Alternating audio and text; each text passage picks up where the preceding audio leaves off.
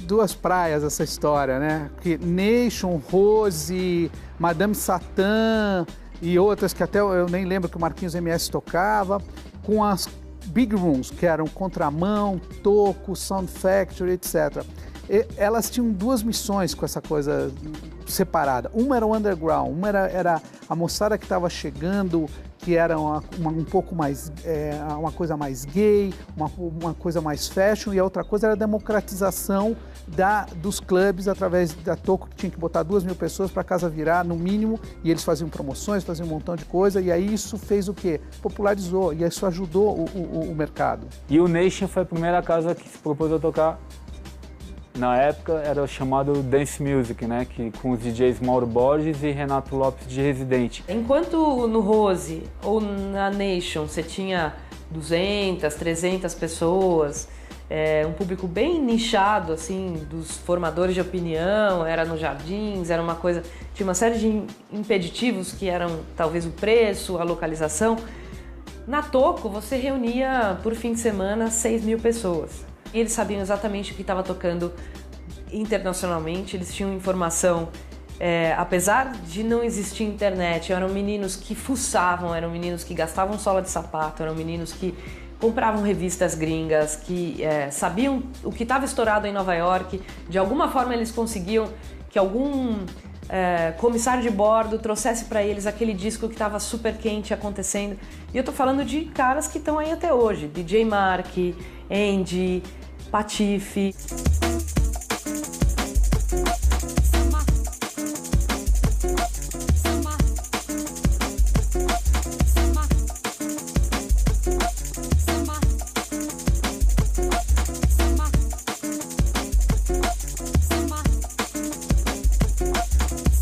E a Toco, Contramão, eram as coisas de tecnologia, a melhor luz, o melhor equipamento de som e etc, etc. Então um era tendência, era comportamento e outro era... Então acho que a soma dos dois deu o que é o mercado de hoje, né? Aí abriu Columbia.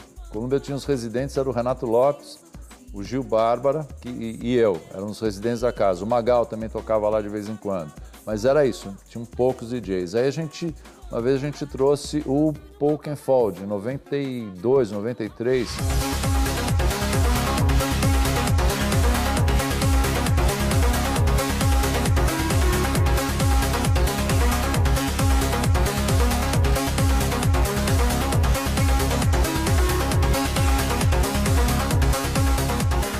Foi o primeiro After Hours do Brasil. Ele aconteceu no Clube Columbia.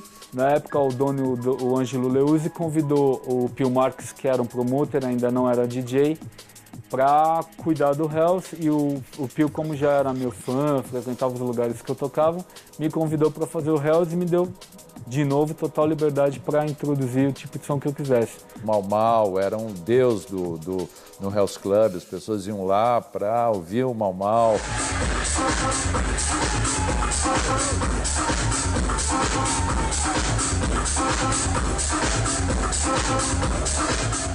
Eu comecei indo no Hells, comecei vendo o Mal tocar, vendo esse povo. Então, pra mim foi muito importante, foi aonde eu comecei mesmo. Pra mim era o lugar, assim, foi a minha referência.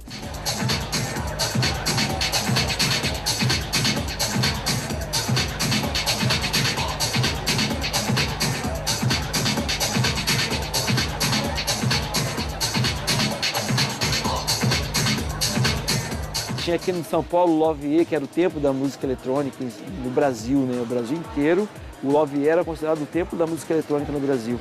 E eu comecei a fazer às quartas-feiras lá uma balada de funk, às quartas-feiras, no Lovier.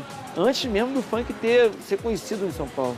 E eu fiquei lá fazendo praticamente por uns 3, 4 anos, cara. O Love foi talvez a casa mais significativa, mas tem todo um histórico até chegar no Love, que também acho que é importante, né? Sim, tinha uma mágica, assim, na época. Tinha uma coisa de novidade, assim, de ser realmente uma coisa muito fresca, assim, muito nova. E todo mundo fazia parte disso. entendeu? É claro, qualquer um vai falar sempre que na época que ele era jovem e tal, que foi super legal, mas essa época realmente era uma coisa muito forte, assim, tanto que tinha gente de 20, de 30, de 50 anos, todo mundo no mesmo lugar, sabe? Porque era novidade para todo mundo. Era uma coisa muito intensa.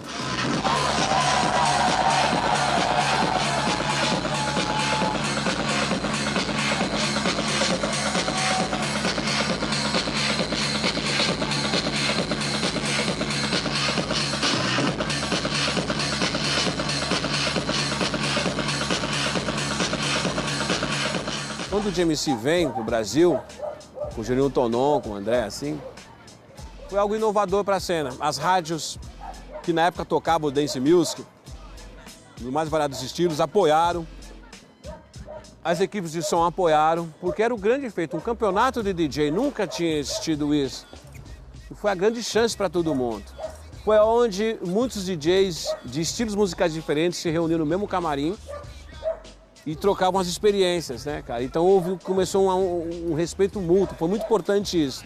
Até pela dificuldade no começo de se entender aqui no Brasil, a gente falou, vamos fazer uma coisa brasileira, e a gente começou a fazer o DJ Club, que aí sim, a gente começava a falar com os selos, com as gravadoras naquela época, pegava uma faixa de cada um e fazia um vinil com o lançamento do mês, e a gente entregava pelos DJs através de uma mensalidade. Então os DJs tinham, antes de chegar nas lojas, os lançamentos ou remixes especiais. Isso começou a dar muito certo com a experiência que a gente teve no DJ Club, ir lá para o Tony Prince em Londres e falar, olha, a gente já tem uma network de DJs no Brasil, está começando lá, você não quer fazer um braço, porque o DMC já existia em 20 e poucos países naquela época. Como a Europa era tudo muito perto, então ele tinha em todo lugar, né? Tinha em Londres, tinha na França, tinha um montão de lugar, mas na América do Sul ele não tinha ninguém. E aí ele se interessou porque ele viu que era um mercado muito bom e começou a liberar as coisas aos poucos para a gente fazer um exercício de como ia indo. Mas a gente aprendeu as regras todas com eles, como é que fazia, como é que você criava o board dos jurados, qual era o critério, tinha que ter alguém de um selo, tinha que ter um DJ, tinha que ter um produtor e não sei o que, etc, etc. Então tudo isso a gente foi pegando essa experiência do que ele já tinha feito há 4, 5 anos antes na Europa e começando nos Estados Unidos também, e trazendo, e no Japão, ele estava forte já no Japão, ele já era meio forte lá no Japão, o DMC. Trazendo isso para o Brasil, né?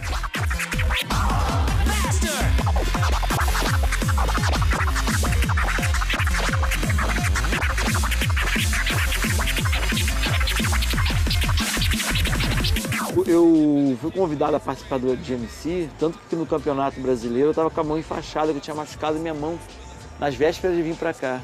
E como eu não tinha toca-disco, não tinha equipamento, um amigo meu lá no Rio me emprestou por uma semana os toca-discos para poder eu ensaiar alguma coisa para vir aqui fazer. E eu, sem ter os toca-discos no Rio, mas eu tinha muita vontade, muita garra, tinha determinação, tinha ideias, criatividade. E talvez isso que tenha me feito ganhar o campeonato.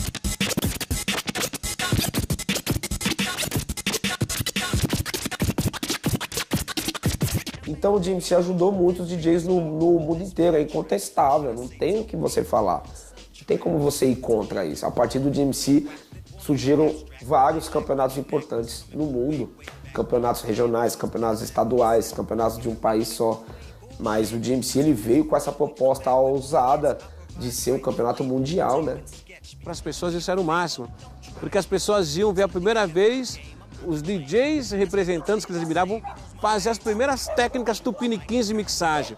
A gente não era nenhum grandmaster, nenhum expert nisso, cada um no seu estilo, mas para o Brasil e para essa cena na época foi algo muito inovador. Os brasileiros, o Cuca, o MC Jack e o Marlboro.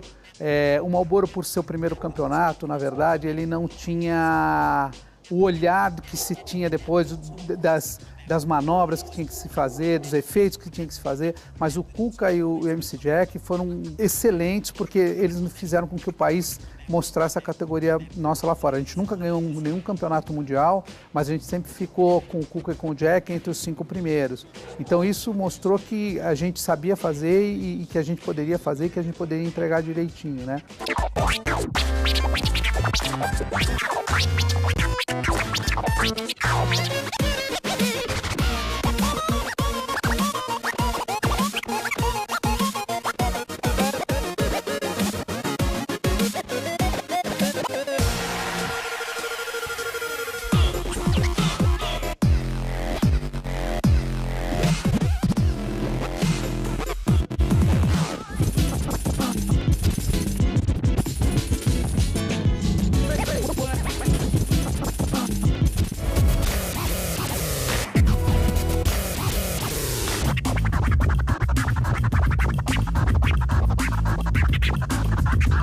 Eu tive a ideia de fazer o Hip Hop DJ porque o DMC tinha parado aqui no Brasil.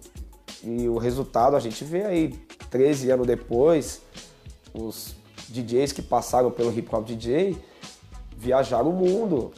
Estão aí atuantes, né? Você vê o Cia, o King, o Rádio, o Nuts, o Marco, meu irmão, o Ajamu, o Marco, o Tano, o Eric J, RM, esses caras tiveram uma projeção nacional, mundial. E eu sinto que foi uma missão cumprida, assim. Eu consegui com que a intenção do campeonato desse certo. E aí a gente meio que encarava isso como DMC também. Só que eu fui entrar só depois de um tempo, assim, né? A primeira vez que eu participei foi em 2002, assim. Entendeu? Mas eu tava só estudando e tal. E aí eu vi aquilo como um espelho pra mim. Falava, o dia que o DMC voltar, eu espero que um dia volte e eu esteja preparado. Aliás, voltou no ano de 2008 aqui no Brasil. E aí, falava, como eu já tava embalado, hip hop DJ, ganhei 3 vezes, entendeu? E aí eu falei, vou arriscar o DMC. DMC era o sonho, né, mano? O sonho de qualquer DJ de entretenimento, assim, participar do DMC. E eu fui, encarei, acredito que tava preparado. Na primeira vez eu não ganhei o meu parceiro DJ RM. E aí eu consegui ganhar 3 vezes consecutivas seguidas também. Fato inédito, assim, né?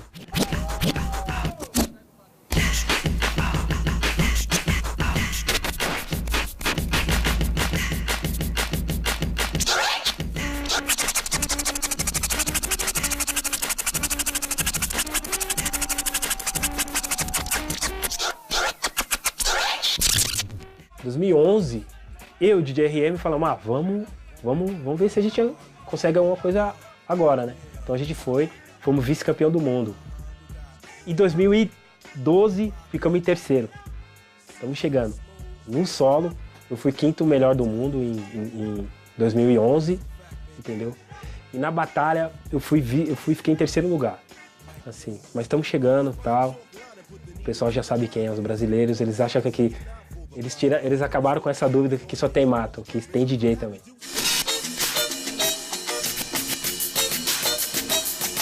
Eu acho que você tem que valorizar o artista, entendeu? E o DMC fez isso. O DMC fez isso e fez muito bem feito.